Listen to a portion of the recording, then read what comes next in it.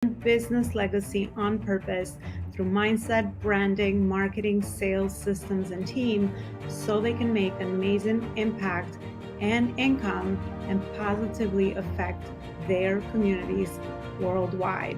Ensure that you are sharing this show, you're subscribing, and you also are leaving us a review so we can create more amazing content around those areas to help you level up to the next level and also bring amazing guest experts that can share their knowledge and expertise with you so that you can create amazing legacy. All right, legacy builders, welcome back to another show. I'm back with you with the Life School Masterclass show with another amazing conversation and another amazing guest today. And we'll be talking about masterminds. I always personally loved a good meeting of the minds, a place where people can learn and grow and really leverage other people's knowledge and expertise and gifts to grow their companies. So, who better than our guest today to really give us an insight on how to use masterminds actually as a business model to scale our companies? Jay, thank you so much. I have with me today Jay Fairbrother. Jay, thank you so much for coming on and looking forward to getting to know you a little bit better and grateful for all the amazing insight you'll be adding to our conversation today. Thanks, Elona. I'm happy to be here. Hopefully, I'll have something amazing as an insight. You absolutely do, because I know we have connected individually. So the passion that you have for the work that you do and all the amazing wisdom that you bring to the table is definitely something that I'm grateful to share with our listeners today. So Jay, I usually ask all my guests to share a little bit around the work you do and how did you get into what you do with the work you do. Yeah. So I'm a serial entrepreneur for 30 years. I've founded, bought, and sold seven-figure businesses. And I'm at that point in my life that I can barely remember what I ate for lunch yesterday. But I vividly remember 25 years ago when I walked out of my very first entrepreneur mastermind meeting and said to myself, oh my God, I finally found my tribe. And I didn't know that that day would change my life in so many ways. That was the first mastermind I got in, and I started joining every mastermind I could after that. And so over the next, I'd say 15 years, as I was growing businesses, I, ended up in about 10 or 12, 10 or 11 different masterminds, one of which I stayed in for 17 years. But part of my story is that, I had some success, especially with my first business. I grew it to about 200 employees and about 10 million in annual revenue, and I sold it in 2004. So the next few years were a lot of fun. I bought 3 other businesses, I traveled, I made lots of different investments. And then this little thing called the 2008 to 2010 worldwide financial crisis happened. And I, like many people at that time, I lost everything. So I quite literally went from being a multimillionaire living in a mansion to living in my friend's basement without a car and lost my marriage to boot. So that was obviously a pivotal moment as I'm sitting there alone in the basement, and I didn't react well. I hid in that basement. I withdrew. I disconnected from life. I withdrew from all the entrepreneurial connections that I had built for 15 years because I was living in that shame of losing everything and having been so successful and now, being basically penniless. So I spent 5 months in that basement, literally, but more like 5 years figuratively, just dealing with that shame. And that's not, it's not an easy thing to even admit that I spent that long, figuratively in that basement. So finally, I got to a point where I felt like I'd built up enough resilience and sort of to put myself back into the game as a coach and consultant, business advisor. And, my first thought was masterminds because they had literally changed my life, helped me grow my businesses. The guy whose basement I lived in for 5 months was because of it was a mastermind relationship. And so, I decided that I wanted to do masterminds, but, obviously I can go out and create a few of my own. But what I really want to do is leverage it to help other entrepreneurs to be able to create their own masterminds. And the reason that's so important, my primary market is like coaches and speakers, authors, experts. But the reason that it's so critical to me is that masterminds are really about the relationships. And if you think about how disconnected our world is these days, digital disconnection and isolation with COVID, and just, I think the U.S. Surgeon General declared an epidemic of loneliness earlier this year. Masterminds is really a great way, not just to help, get, as you stated at the beginning, not just get a bunch of people together who are all committed to helping each other, whether it's as entrepreneurs or with a lifestyle change or transformation, but it creates really deep, meaningful relationships that you create this tribe of people who just has your back. So to me, that's the most important aspect. That's the part I'm passionate about, is creating that connection. Yeah, because that's actually what I was going to ask you. Like, what really stood out to you as you feel that you participate in a mastermind for that many years? Oh my gosh. I mean, I hear of masterminds that are more short term, and I attended a few, but that many years, that really, it seems like it left an impact on you. And that's what you just said, right? So the deep relationships that you got to build, that how did you actually, because a lot of times we speak about relationship building and nurturing relationships being really important asset for us as service providers.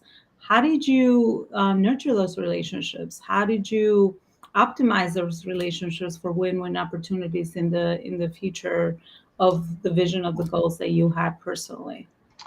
So let me back up one step to try to answer that question, which is really, what is a mastermind, right? Because especially in the coach, speaker, expert, influencer world, a lot of people slap a mastermind label on what is really just group coaching, meaning, it's still a program where people just show up and pray to the altar of the guru, and there's some Q&A, but they call it a mastermind because that's sexier and they can get more money for it. A true mastermind, like in the Napoleon Hill sense of, you create a third brain that is what I call the group brain, or the collaborative. The concept there is, a true mastermind is typically a smaller group of 8 to 14 people that stay together as a group. It's not a revolving door, so there's new people every time. And that's where you build those long-term relationships. And we refer to it as a family of choice that you build, of people that you are excited to wake up every day and go, I get to hang out with my tribe today in the mastermind. So when I work with people to help them build or add a mastermind to their model as, typically a high-end product, so you get one-to-one coaching and then a course and maybe a lower level or shorter term group coaching program and then a high-end mastermind is the typical model. When I work with people in that, I'm not saying you have to create a true mastermind. I help a lot of people create what I call a hybrid, which is a cross between sort of group coaching and a true mastermind, so that you can serve more people or maybe at a lower price, but build in those relationship building aspects. So to come back to your question, sort of how do you do that?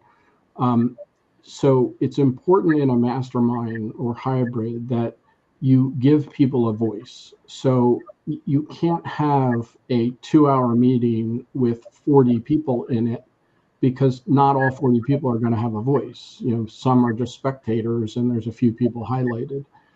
That's the concept of a true mastermind is, every meeting, everybody gets a voice, everybody gets heard, and you can build things into it so that, like I do a lot of relationship building exercises in my masterminds, that, can be anything from silly conversation starters to, asking people to go really deep and reveal things, the real issues they're struggling with and the real things that keep them up at night.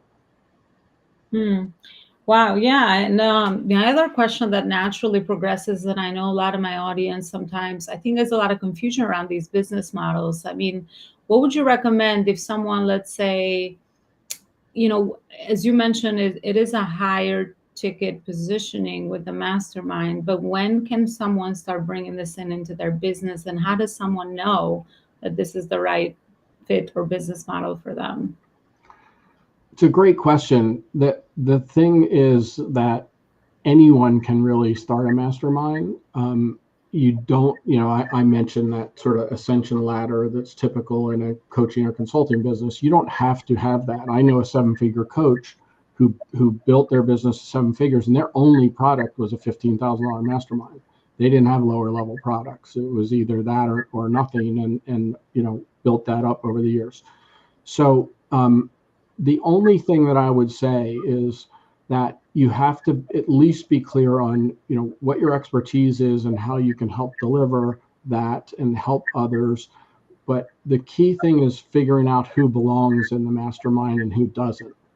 I say that there's 2 types of people you don't want in a mastermind: lurkers and narcissists, because the concept of the mastermind is it's a collaborative group. There's co-creation, there's shared wisdom, and if somebody is just approaches it from what's in it for me, and doesn't have an attitude of like, oh look, we're here to help and support each other and grow together, it doesn't work.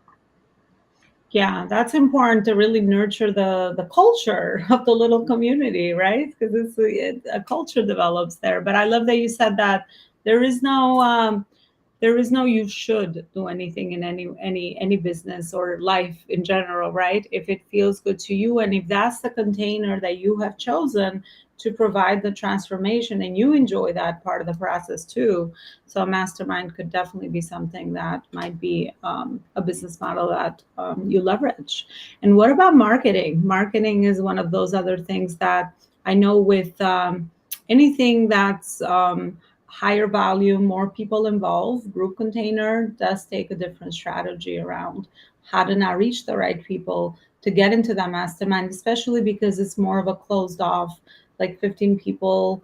So how do you market that so you find that perfect little group and community of members that you are helping, them move through the process of the transformation? Yep.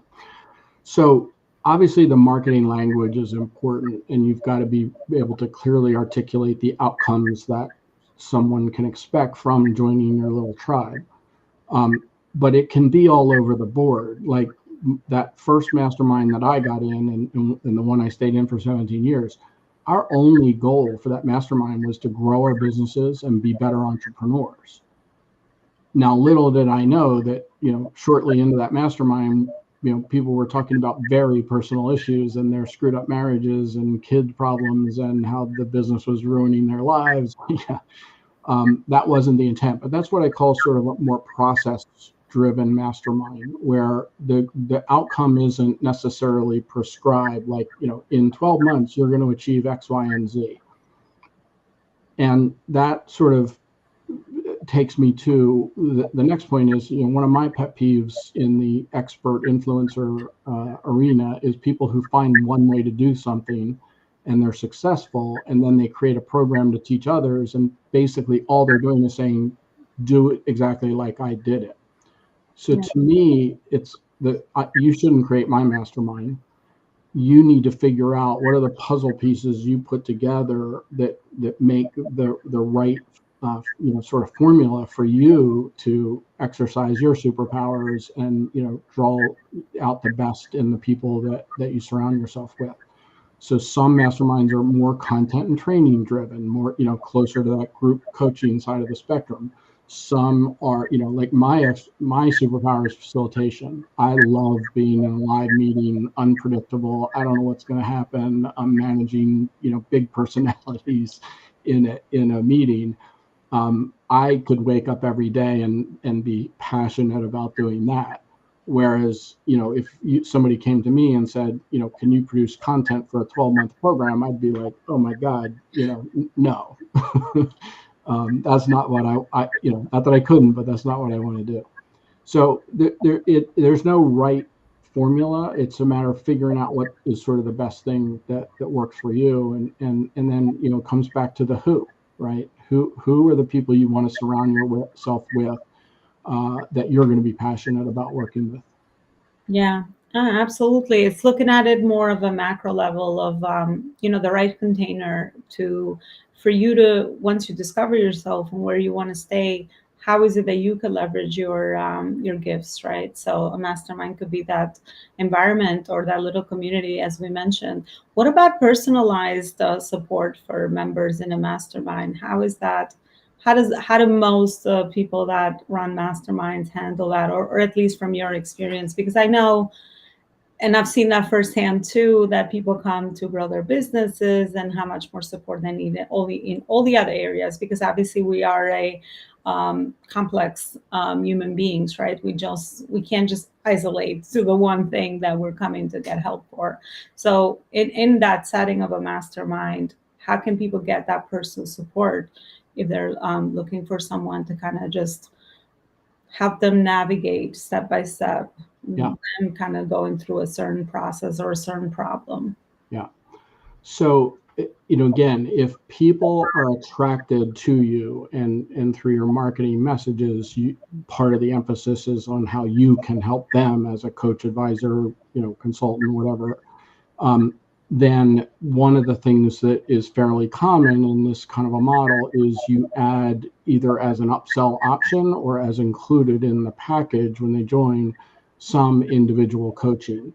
So the concept is that you're leveraging your time as the expert coach consultant, so that you're not doing all one-on-one, but you build in a small one-on-one component to it, so that people feel like they're getting some individual attention and personalization. Then the other thing is, which goes back to your marketing message question, is you've got to position it and portray it as the value of the other people I'm bringing together into this group are, equal or almost as equal to me as the leader, guru, of the program. And you've got to be able to convey that, look, I'm bringing some really smart people into this, and they're just like you. They have similar challenges and fears and frustrations, and they have similar aspirations and goals. And that's sort of, that it's positioning the container and then creating that container so that it works in a collaborative setting. Like, the extreme example of that is there's lots of people who have gone out there and created what I call access masterminds, where they're not an expert in anything, but they happen to know some really high-powered experts in their particular field or industry. And they go out and start talking to a few of them and say, I'm thinking of creating a mastermind, and I'd like to get some really high-level people in there. And that you get three or four people to say, yeah, I could be interested in that. And then you leverage their names to go get three or four others to say, so-and-so and so-and-so is going to be in this. And what you create is this exclusivity. And it's like, look, I don't care if you can teach me anything. I want to hang out with these high-level, A players that you're putting together. And then if you take that concept, the exclusivity concept is really critical to part of the marketing message. What I talk about is flipping the script. So that instead of selling your mastermind, you're the gatekeeper, inviting people into a very exclusive club. And, it's almost like, why should I let you into my mastermind? Convince me of that. Yeah, it's like then you go into qualifying process of why you should become a member. But yeah, I mean, definitely a lot of food for thought for someone that might be listening and watching, or even thinking about adding this as a next step to their business, or if they're starting out, this could be the thing that they find that most aligns with them, for sure. Jay, I would love to kind of bring you back or leverage your experience as an entrepreneur, more of the wide shot of the journey as an entrepreneur, with everything that you mentioned at the beginning of your journey. What are some lessons, some things that you have derived being an entrepreneur for such a long time, when you have tasted your success, you've tasted some of those lessons or failures. I don't love that word, but let's just say that that's what it was in the journey. What can you share with other successful entrepreneurs, people that really feel that this is their calling, this is the channel of how they're going to create impact, contribute to the world, and do meaningful work in the world that you have learned personally? Well, I'll pick up on your failure comment because they were failures, and I've had many. I've had more failures than successes. Although, if you just list my successes on a page, I've been more successful than most entrepreneurs who've never sold a business or etc. So the failure part, it's kind of like you've got to buy into the potential of failure in order to pursue a career as an entrepreneur. You've got to understand that it comes with the territory, and hopefully you're better at responding than my 5 years in the figurative basement.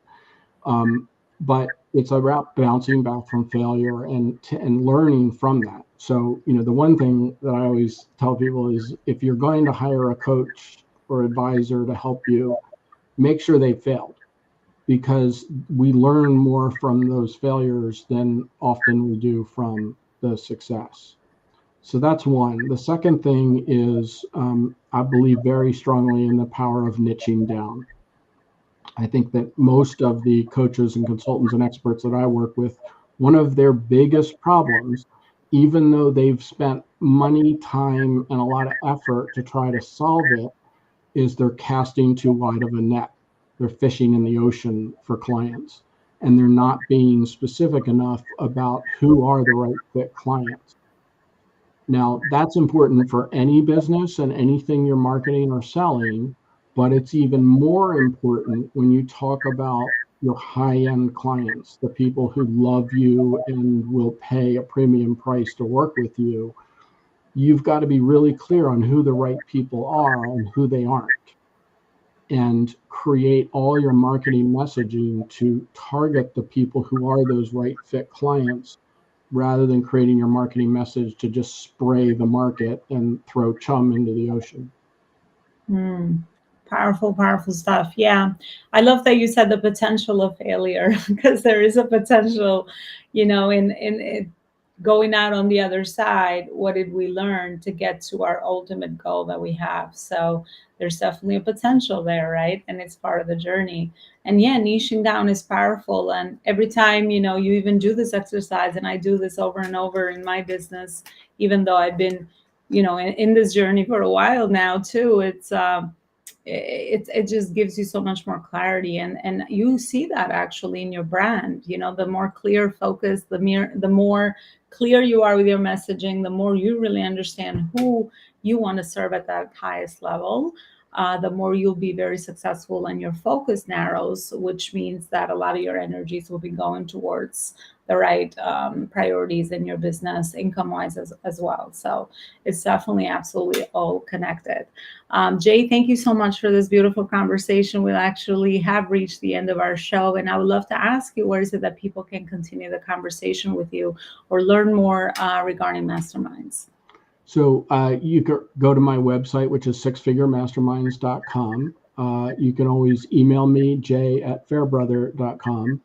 And we'll also in the show notes put a link. If you'd like to, I have an assessment that you can take, which gives you an idea of how sort of well positioned you are if you want to create a mastermind type program for your business. It's called the Mastermind Ready Scorecard, and we'll put that in the show notes. Absolutely. Well, again, Jay, thank you so much for coming on. What a beautiful conversation. And I will see you next time with another show and another beautiful guest. And you know where to find us, all our social media channels and all major podcast platforms. Thanks again, and have a beautiful rest of your day. Bye, everybody.